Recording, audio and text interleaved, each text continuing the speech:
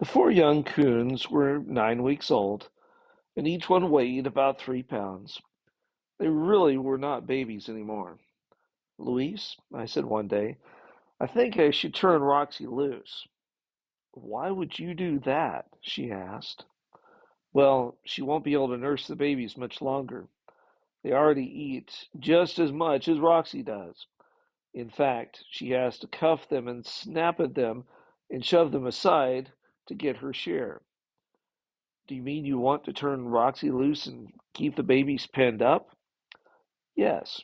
You see, I explained, as long as Roxy stays with the youngsters, we won't be able to tame them and make them gentle pets out of them. But, David, what good would it do to turn Roxy loose? She will stay around and try to get back to her babies. I think she won't. She loves her freedom. Raccoons in the wild don't stay with their young after the babies have grown big enough to care for themselves. I think Roxy will soon wander away and forget her family. Roxy was poking around in her yard, and the youngsters were inside their cottage, probably asleep. I walked across the yard, making a wide circle to come behind the cage without passing close to Roxy. I lowered the house door to keep the youngsters inside. Then I walked quickly to the front of the cage and opened the main gate. I walked away without looking back. After a few minutes, I looked to see what had happened. Roxy was nowhere in sight. I closed the gate and lifted the front door of the cottage. A little more than an hour later, I had to go out and change the irrigation in one of the fields. I sat on the back porch to put on my overshoes. Suddenly, Roxy walked by, only a few steps from me, just like old times.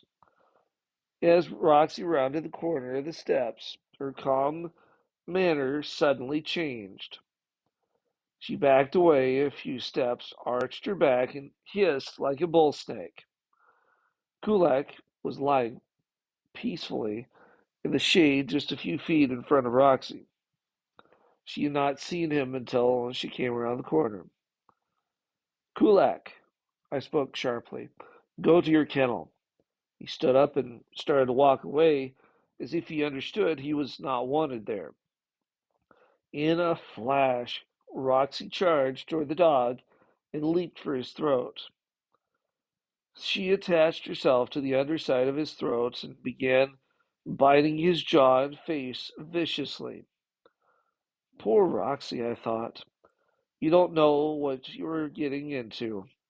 I expect to see Kulak turn on her any moment and crush out her life with his powerful jaw. In the surprise of the moment, I didn't know just what to do, and I guess Kulak didn't either. Clearly, he didn't like the insulting treatment Roxy was giving him, but neither did he want to hurt her. He just kept trotting calmly toward his doghouse, with Roxy clinging to his throat. The raccoon didn't want Kulak around anywhere near. She dropped to the ground, growling and hissing. She stood there until Kulak trotted out of sight beyond some bushes. What a sight! Kulak, just a dog, had shown self-control worthy of the best Christian. Sometimes he had seemed jealous of all the attention we gave Roxy, but now he had allowed her to bite his face repeatedly without returning so much as a growl or a whimper. He could have shaken her off and killed her in a few seconds, but he seemed to understand that it was concern for her babies that had made Roxy forget her manners. Truly, the noble dog had stood the test as well as any Christian who is called to turn the other cheek when he is mistreated.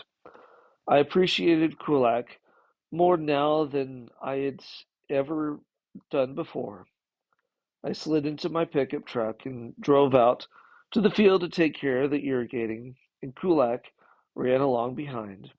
When I stopped, he came up and put his two front paws on the edge of the open window, his tongue hanging as he panted after the run. His great teeth gleamed from his big mouth, which seemed to spread into a grin. I patted Kulak's head. "I'm proud of you, old boy," I said.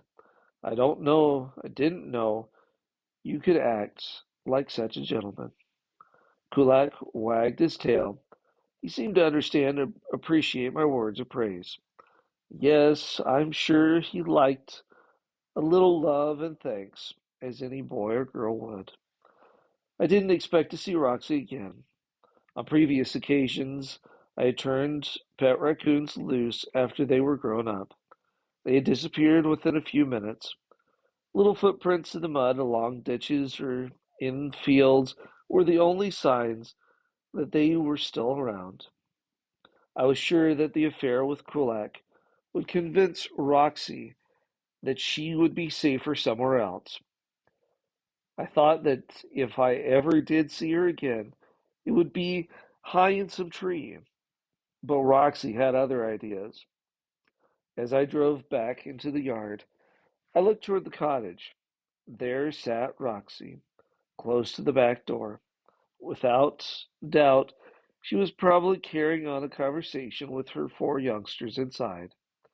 Although I can't understand raccoon language, I'm sure she was promising them that she would never forsake them. It was clear that she did not intend to leave and that she was ready to defend them from any molesters, even Kulak. "You dear little lady," I said. "I don't have the heart to force you to give up your family. I'll let you stay with them if that is what you really want." Pulling a piece of old canvas out of the pickup and holding it in front of me, I circled around toward the front gate of the cage. Roxy followed closely. I swung open the gate as I had done before. Roxy bounded inside the gate. She rushed across the yard and into the cottage. I closed the gate with a sigh. The freed pet was back by her own choice.